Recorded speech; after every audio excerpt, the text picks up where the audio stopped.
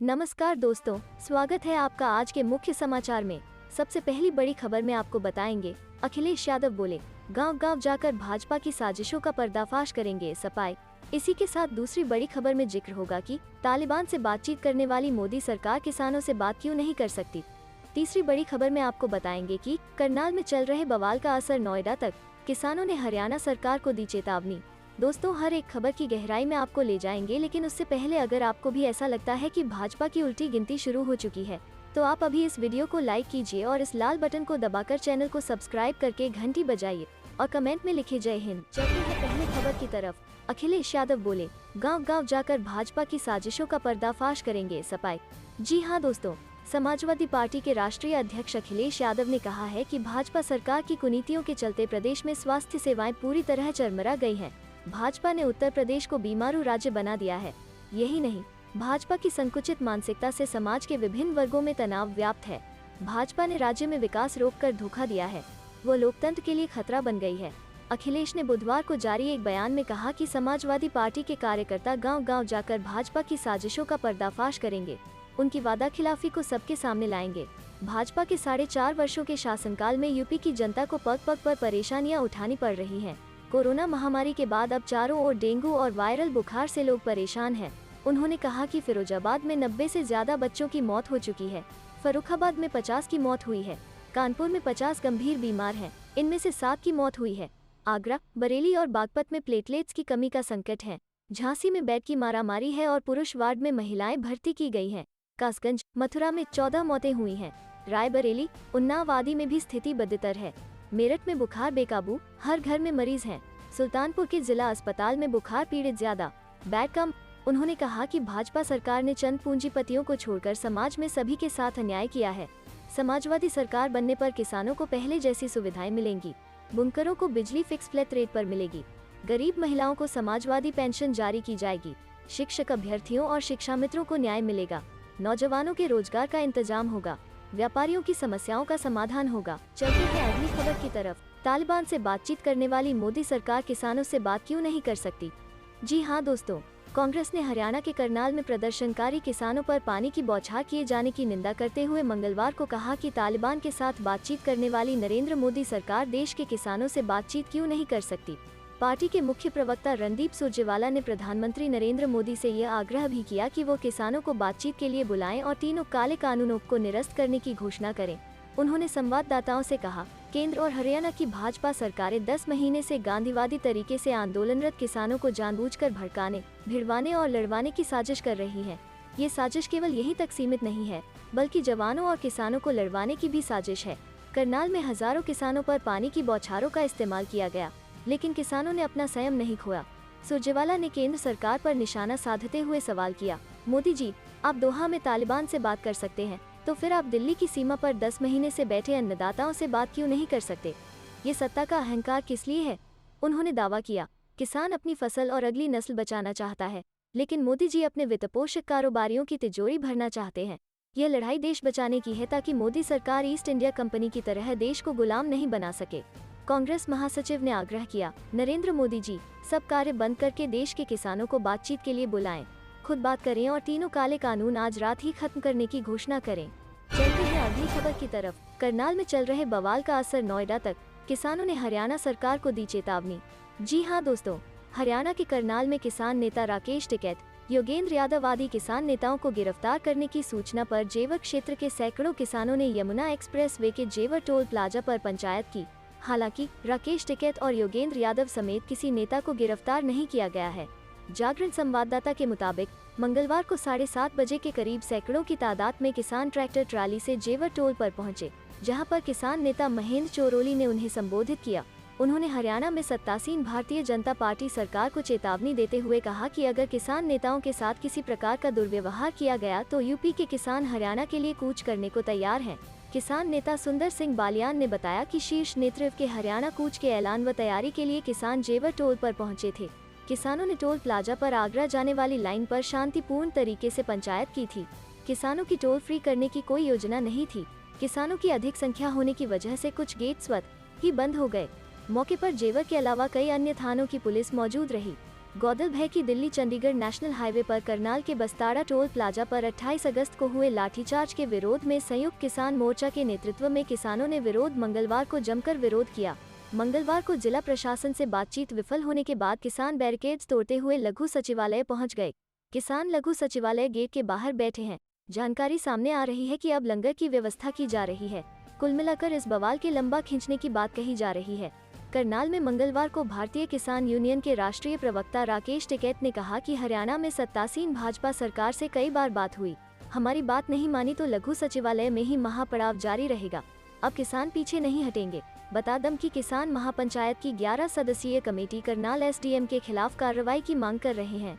चलते हैं अगली खबर की तरफ। उत्तर प्रदेश इलेक्शन 2022 यूपी विधानसभा चुनाव को लेकर क्या होगी कांग्रेस की रणनीति, अजय लल्लू ने कही ये अहम बात। जी हां दोस्तों, आगामी चुनाव के मद्देनजर कांग्रेस ने अपना रुख साफ कर दिया है। लखनऊ पहुंचे पार्टी के राष्ट्रीय सचिव राजेश तिवारी ने कहा कि राष्ट्रीय महासचिव प्रियंका गांधी ने साफ कहा है कि संगठन की कीमत पर गठबंधन नहीं होगा। उन्होंने कहा कि वैसे जिस तरह उनका संगठन तैयार है, लगता नहीं गठबंधन की कोई जरूरत है। चुनाव को लेकर भाजपा भी जोर शोर से मैदान में है। इसी महीने पीएम मोदी का अलीगढ़ और लखनऊ में कार्यक्रम भी है। कांग्रेस प्रदेश अध्यक्ष अजय कुमार लल्लू कहते हैं कि चाहे पीएम आए या कोई भी नेता, लेकिन जनता सवाल पूछने को तैयार है। बेरोजगारी पर, भर्तियों पर, ये सिर्फ ब्रांडिंग, पोस्टर होर्डिंग की सरकार है। कोरोना में लाखों की जान गई। फिरोजाबाद, मथुरा में 300 से अधिक की अभी जान जा चुकी है। अजय लल्लू ने कहा कि प्रियंका गांधी 10 और 11 को 2 दिवसीय दौरे पर लखनऊ आ रही हैं। यहाँ 2022 को लेकर तमाम संगठनात्मक बैठकें होंगी। अब सवाल उठता है कि आखिर कांग्रेस की चुनाव को लेकर ऐसी कौन सी रणनीति है। कांग्रेस प्रदेश अध्यक्ष अजय कुमार लल्लू ने बताया कि प्रियंका गांधी के निर्देश पर पार्टी ने सभी 403 विधानसभाओं में प्रशिक्षण से पराक्रम अभियान चलाया है। इसके तहत 24,000 कार्यकर्ताओं को तैयार किया गया है। ये टीम गांव-गांव जाकर लोगों को कांग्रेस शासनकाल की उपलब्धियां और भाजपा सरकार की विफलताओं के बारे में बताएगी। ये लोग आरएसएस के खिलाफ भी मोर्चा खोलेंगे। अजय लल्लू ने कहा कि इस महाअभियान में कुल 700 कैंप में 2 लाख कार्यकर्ताओं को प्रशिक्षित करने का लक्ष्य है। इनको बूथ मैनेजमेंट से लेकर सोशल मीडिया के बेहतर इस्तेमाल तक की जानकारी दी जा रही है। सूत्रों की माने तो पार्टी अब तक करीब 40 विधानसभा सीटों के लिए प्रत्याशी भी तय कर चुकी है। बस औपचारिक ऐलान बाकी है। हालांकि अगर चुनाव के मद्देनजर विभिन्न राजनीतिक दलों की सक्रियता को देखें तो कांग्रेस कुछ कम नजर आती है। भाजपा, सपा, बसपा में कोई यात्राएं निकल रहा है तो कोई सम्मेलन कर जमीन तैयार करने में जुटा है, लेकिन कांग्रेस में चुनाव को लेकर ऐसी हलचल अभी नजर नहीं आ रही। चलते हैं अगली खबर की तरफ। लखनऊ में इलेक्शन कमेटी की बैठक करेंगी प्रियंका गांधी, शुरू होगी उम्मीदवारों की चयन प्रक्रिया। जी हां दोस्तों, कांग्रेस महासचिव प्रियंका गांधी 10 सितंबर को उत्तर प्रदेश इलेक्शन कमेटी की पहली बैठक करेंगी। इसी में चुनाव प्रक्रिया तय होगी और गाइडलाइंस तय होगी, जिनके आधार पर उम्मीदवारों का चयन होगा। कांग्रेस विधानमंडल दल की नेता आराधना मिश्रा ने की एबीपी गंगा से खास बातचीत में कहा कि प्रियंका गांधी का यूपी दौरा चुनाव की तैयारी पर होगा। प्रियंका गांधी आगामी 10 और 11 सितंबर को लखनऊ का दौरा करेंगी। प्रियंका गांधी एडवाइजरी कमेटी व स्ट्रेटजी कमेटी के सदस्यों के साथ भी बैठक करेंगी। इसमें तय होगा कि किन मुद्दों पर कैसे चुनाव में जाना है। पार्टी का अब पंचायत स्तर तक संगठन बन चुका है। इन संगठन के लोगों से भी मुलाकात प्रियंका गांधी करेंगी। संगठन कार्यकर्ताओं को जिम्मेदारी दी जाएगी। प्रदेश इलेक्शन कमेटी की पहली बैठक के साथ उम्मीदवारों की चयन प्रक्रिया शुरू होगी। बैठक में जो बिंदु तय होंगे उनके अनुसार नाम तय होंगे। जो पूर्व में चुनाव लड़कर जीते हुए हैं उनके नाम हैं। जो लंबे समय से विधायक रहे लेकिन 2017 नहीं जीते उनको कंसिडर करना है। कुछ संगठनों के लोग मिलना चाहते हैं, उनकी मुलाकात कराई जाएगी। इन 2 दिनों में ही महिला विंग, यूथ विंग समेत अन्य इकाइयों के पदाधिकारियों के साथ भी बैठक होगी। प्रियंका के आने को लेकर सुरक्षा एजेंसियां पार्टी कार्यालय पहुंची हैं। दरअसल उत्तर प्रदेश में विधानसभा चुनाव में अब काफी कम समय बचा है। दिसंबर के आखिरी हफ्ते या जनवरी के पहले हफ्ते में माना जा रहा है कि आचार संहिता लागू हो जाएगी और ऐसे में सियासी दलों के पास अक्टूबर, नवंबर, दिसंबर तक लगभग 100 दिनों का ही वक्त बचा हुआ है। इसीलिए तमाम सियासी दल एक साथ कई कार्यक्रम आयोजित कर रहे हैं, क्योंकि साल 2020 और 2021 में कोरोना के चलते सियासी दलों की गतिविधियों पर भी ब्रेक सा लग गया था। ऐसे में अब जब कोरोना के केस यूपी में काफी कम हुए हैं तो सियासी दल इस कोशिश में जुटे हैं कि कम समय में ज्यादा से ज्यादा लोगों के बीच पहुंचकर अपनी बात उनके सामने रखी जाए, जिससे 2022 के चुनाव में पार्टी के पक्ष में माहौल बनाया जा सके। करनाल में तनाव, इशारा मिलते ही कूच करेंगे यूपी के किसान। जी हां दोस्तों, हरियाणा के करनाल में किसानों और सरकार के बीच चल रहे टकराव और किसान नेताओं को हिरासत में लेने के बाद भाकियू कार्यकर्ता अलर्ट हो गए हैं। राष्ट्रीय प्रवक्ता चौधरी राकेश टिकैत ने सभी पदाधिकारियों और कार्यकर्ताओं को तैयार रहने का आह्वान किया है। हरियाणा से इशारा मिलते ही उत्तर प्रदेश के किसान करनाल के किए कूच करना शुरू कर देंगे। करनाल में किसानों पर लाठीचार्ज के खिलाफ मंगलवार को किसान नेताओं की सरकार के साथ वार्ता हुई, लेकिन बात नहीं बन सकी। लघु सचिवालय की तरफ जा रहे किसानों पर बैरिकेडिंग लगाकर पुलिस ने किसानों को रोकने के लिए वाटर कैनन का इस्तेमाल किया। इसके बाद पुलिस ने चौधरी राकेश टिकैत और योगेंद्र यादव समेत अन्य किसान नेताओं को हिरासत में ले लिया। युवाओं के भारी विरोध करने पर पुलिस ने हिरासत में लिए गए नेताओं को छोड़ दिया। इसका पता लगने पर भाकियू कार्यकर्ताओं में भी आक्रोश छा गया। टिकैत ने किसानों से कहा कि वो संयुक्त किसान मोर्चा की कॉल का इंतजार करें। दिन भर चले घटनाक्रम पर सिवाया टोल प्लाजा पर डेरा जमाए बैठे भाकियू पदाधिकारियों की नजर रही। भाकियू प्रवक्ता ने किसानों से तैयार रहने का आह्वान किया है। चलते हैं अगली खबर की तरफ। यूपी की महापंचायत के बाद किसानों ने करनाल में दिखाया दम। 5000 से ज्यादा अन्नदाताओं ने जिला सचिवालय परिसर घेरा, लगाए पंडाल। जी हां दोस्तों, किसानों पर 28 अगस्त को हुए पुलिस के कथित लाठीचार्ज के विरोध में करनाल में मंगलवार को किसानों ने महापंचायत की। इस दौरान हजारों किसानों ने जिला सचिवालय परिसर की ओर मार्च किया और पुलिस ने उन्हें रोकने के लिए पानी की बौछारें छोड़ी। कड़ी सुरक्षा के बावजूद किसान जिला सचिवालय परिसर को घेरने में कामयाब रहे। सचिवालय के बाहर किसानों ने पंडाल तैयार कर लिए हैं। करीब 5000 से अधिक किसानों और एसकेएम नेताओं ने यहां धरना प्रदर्शन शुरू कर दिया है। आसपास के क्षेत्रों के ग्रामीण किसानों के लिए लंगर की व्यवस्था कर रहे हैं। नेताओं का कहना है कि अगर उनकी मांगे पूरी नहीं हुई तो वे लंबी दौड़ के लिए तैयार हैं। इस दौरान स्वराज इंडिया के प्रमुख योगेंद्र यादव ने दावा किया कि महापंचायत स्थल से 5 किलोमीटर दूर सचिवालय तक मार्च कर रहे प्रदर्शनकारियों ने वहां घेराव शुरू कर दिया था। इससे पहले सुबह किसान ट्रैक्टरों और मोटरसाइकिलों पर सवार होकर नई अनाज मंडी में महापंचायत के लिए पहुंचे।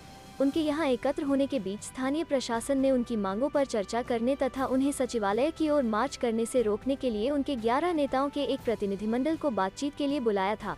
वरिष्ठ किसान नेता जोगिंदर सिंह उग्राहन ने करीब 3 घंटे बाद कहा, प्रशासन के साथ हमारी बातचीत नाकाम हो गई क्योंकि वे हमारी मांगों पर सहमत नहीं थे। उसके बाद किसान संगठनों के नेताओं ने महापंचायत में बड़ी संख्या में मौजूद लोगों से मिनी सचिवालय की ओर शांतिपूर्वक मार्च करने का आग्रह किया, जो वहां से करीब 5 किलोमीटर दूर है। नेताओं ने किसानों से कहा कि वे पुलिसकर्मियों के साथ किसी भी तरह का टकराव न करें और जहां भी उन्हें रोका जाए वे विरोध में वहीं बैठ जाएं। इसके बाद हजारों प्रदर्शनकारी किसान संगठनों का झंडा लेकर सचिवालय की ओर चल पड़े। रास्ते में कई बैरिकेड लगाए गए थे। इससे पहले भारतीय किसान यूनियन बीकेयू नेता राकेश टिकैत ने संवाददाताओं से कहा कि उन्होंने भारतीय प्रशासनिक सेवा IAS के उस अधिकारी को निलंबित करने की मांग की थी जिन्होंने कथित तौर पर पुलिसकर्मियों से प्रदर्शन कर रहे किसानों का सिर फोड़ने को कहा था। महापंचायत के लिए राकेश टिकैत, बलबीर सिंह राजेवाल, दर्शन पाल, योगेंद्र यादव, उग्राहन और गुरनाम सिंह चढ़ूनी सहित संयुक्त किसान मोर्चा SKM के कई वरिष्ठ नेता करनाल पहुंचे। कुछ दिन पहले ही उत्तर प्रदेश के मुजफ्फरनगर में एक विशाल महापंचायत का आयोजन किया गया था। चलते हैं अगली खबर की तरफ। अभिषेक बैनर्जी ने बढ़ाई राजनीतिक सरगर्मी, कहा TMC में आने की तैयारी में 25 बीजेपी विधायक। जी हां दोस्तों, बीजेपी के साथ चुनावी जंग के बाद 2 मई को ममता बनर्जी के पश्चिम बंगाल में फिर सत्ता संभालने के बाद से ही दलबदलू नेता तृणमूल कांग्रेस में लौटने की राह देख रहे हैं। पश्चिम बंगाल में हाल ही में हुए विधानसभा चुनावों के बाद बीजेपी के 4 विधायक TMC में शामिल हो गए। मुकुल रॉय जून में सबसे पहले TMC में लौटे थे। उसके बाद 30 अगस्त को तन्मय घोष और 31 अगस्त को बिस्वजीत दास लौटे थे। कालियागंज के मौजूदा बीजेपी विधायक सौमेन रॉय भी TMC में शामिल हो गए हैं। अब विधानसभा में बीजेपी की घटकर 71 सीटों पर हो गई है, क्योंकि जगन्नाथ सरकार और निशित प्रामाणिक ने चुनाव जीतने के बावजूद अपनी लोकसभा सीटों को बरकरार रखा। सोमवार को मुख्यमंत्री ममता बनर्जी के भतीजे और डायमंड हार्बर के सांसद अभिषेक बनर्जी ने एक बार फिर राजनीतिक सरगर्मी बढ़ा दी है। उन्होंने दावा किया है कि पश्चिम बंगाल में कम से कम 25 बीजेपी विधायक TMC में शामिल होने की तैयारी में हैं। हालांकि अभी पार्टी को इस पर निर्णय लेना बाकी है। हालांकि TMC के सूत्रों ने दावा किया कि यह आंकड़ा अधिक हो सकता है, क्योंकि 28 विधायकों ने TMC में शामिल होने के लिए संपर्क साधना शुरू किया है। उनके अनुसार करीब 10 और ऐसे नाम हैं जिन्होंने ममता बनर्जी की टीम में शामिल होने की इच्छा जताई है। न्यूज़ 18 से TMC सांसद सौगत रॉय ने कहा, हाँ, यह सच्चाई है कि बड़ी संख्या में बीजेपी विधायकों ने TMC में शामिल होने की इच्छा जताई है। यह बात अभिषेक बनर्जी ने कही थी। हम उन्हें अपनी पार्टी में स्वीकार करेंगे। पश्चिम बंगाल ममता बनर्जी के नेतृत्व में बढ़ रहा है और हर कोई बंगाल को वैश्विक मानचित्र पर लाने के उनके मिशन का हिस्सा बनना चाहता है। TMC सूत्रों ने कहा कि बंगाल की राजनीति में कुछ संभावित नाम चुनाव लड़ने वाले कुछ गैर विधायक हैं, जिनमें राजीव बनर्जी, सोनाली गुहा, दीपेंदु विश्वास, प्रबीर घोषाल, जितेंद्र तिवारी, राम प्रसाद गिरी और सब्यसाची दत्ता शामिल हैं। सोनाली गुहा और दीपेंदु बिस्वास ने सार्वजनिक रूप से टीएमसी में लौटने की इच्छा की घोषणा की और ममता बनर्जी से बीजेपी में शामिल होने के लिए उन्हें माफ करने की भी गुहार लगाई है। बाकी नेताओं को हाल के दिनों में टीएमसी के वरिष्ठ नेताओं से मिलते हुए देखा गया है, जबकि कुछ ने बंगाल के लोगों को गुमराह करने के लिए बीजेपी के केंद्रीय नेतृत्व के खिलाफ आवाज उठाई है। रिटायर्ड कर्नल दीपांशु चौधरी भी घर वापसी की संभावित सूची में हैं, जो चुनाव से पहले बीजेपी में शामिल हो गए थे। वो 2016 में बीजेपी के साथ थे और छोटे कार्यकाल के बाद सोशल मीडिया टीम को मजबूत करने के लिए टीएमसी में शामिल हो गए थे। चलते हैं अगली खबर की तरफ। मिशन 2022 कांग्रेस की तैयारियों को धार देने यूपी आएंगी प्रियंका गांधी, तय किए 3 दर्जन से ज्यादा प्रत्याशी। जी हां दोस्तों, मिशन 2022 की सियासी बिसात पर उतारने के लिए कांग्रेस ने लगभग 40 प्रत्याशियों के नाम तय कर दिए हैं। इनमें पूर्व विधायक, सांसद, मौजूदा विधायक या चुनावों में नंबर 2 पर आने वाले प्रत्याशी शामिल हैं। वहीं कांग्रेस महासचिव व यूपी प्रभारी प्रियंका गांधी 10-11 सितंबर को यूपी दौरे पर आ सकती हैं। कांग्रेस इन 40 प्रत्याशियों की सूची जल्द जारी कर सकती है। सूत्रों के मुताबिक प्रियंका गांधी ने कुछ प्रत्याशियों से एक कर फोन पर सीधे बात की और इन सभी को चुनाव लड़ने के लिए तैयारी करने के निर्देश दिए। उन्होंने कहा कि वे अपनी तैयारियां तेज करें, मजबूती से लड़ें और जीत कर आएं, पार्टी के निर्देशों के अनुसार काम करें और साफ कहा कि आप पर नजर रखी जाएगी। वहीं कुछ प्रत्याशियों को राष्ट्रीय सचिव धीरज गुर्जर ने फोन करके तैयारियां करने के निर्देश दिए हैं। इन नामों में सहारनपुर से इमरान मसूद, प्रयागराज शहर उत्तरी से अनुग्रह नारायण सिंह, शामली से पंकज मलिक, झांसी से प्रदीप आदित्य जैन, बख्शी का तालाब से ललन कुमार, कानपुर की गोविंद नगर सीट से करिश्मा ठाकुर, शोहरतगढ़ सीट से पप्पू चौधरी समेत कई नाम शामिल हैं। गयादीन अनुरागी, ब्रिजलाल खाबरी, अखिलेश प्रताप सिंह आदि को भी चुनाव लड़ने के लिए बोला गया है। इसके अलावा 60 अन्य नामों पर भी प्रियंका गांधी अंतिम रूप से विचार कर रही हैं और इन नामों पर फैसला कर अगले हफ्ते तक जारी कर दिया जाएगा। हालांकि अभी प्रियंका गांधी के दौरे को अंतिम रूप दिया जा रहा है। लखनऊ दौरे के दौरान वो विधानसभा चुनाव को लेकर हो रही तैयारियों का जायजा लेंगी। साथ ही साथ संगठन के विभिन्न नेताओं के साथ चर्चा करेंगी।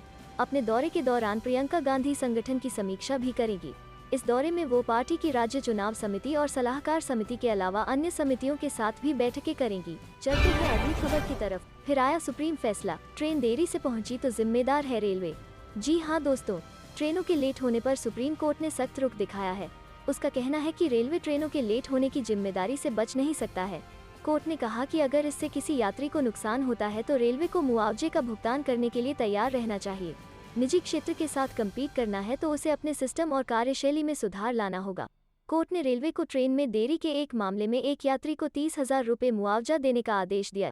जस्टिस MR शाह और अनिरुद्ध बोस की बेंच ने कहा कि रेलवे ट्रेनों में देरी के लिए अपनी जवाबदेही से नहीं बच सकता। बेंच ने कहा कि अगर रेलवे देरी की वजह बताने में नाकाम रहता है तो उसे यात्रियों को मुआवजा देना होगा। सुप्रीम कोर्ट ने कहा कि यात्रियों का समय कीमती है और ट्रेनों में देरी के लिए किसी न किसी को जवाबदेह बनाना होगा। कोर्ट ने कहा, यह प्रतिस्पर्धा और जवाबदेही का समय है।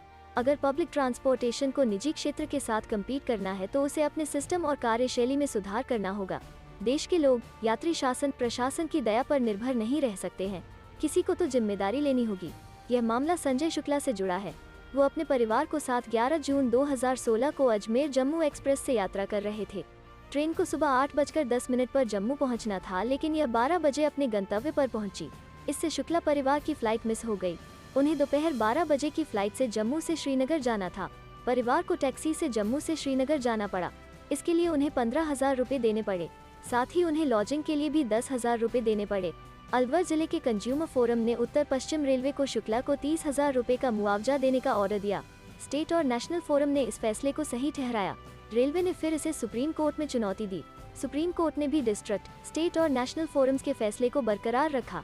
Additional solicitor general Aishwarya Bhati ने अपनी दलील में कहा कि railway conference association coaching tariff number 26 part के रूल 114 और 115 के मुताबिक ट्रेनों में देरी होने पर रेलवे की मुआवजा देने की कोई जिम्मेदारी नहीं है, लेकिन कोर्ट ने उनकी इस दलील को स्वीकार नहीं किया। इससे पहले प्रयागराज एक्सप्रेस के लेट होने के कारण 2 यात्री करीब 5 घंटे की देरी से दिल्ली पहुंचे थे।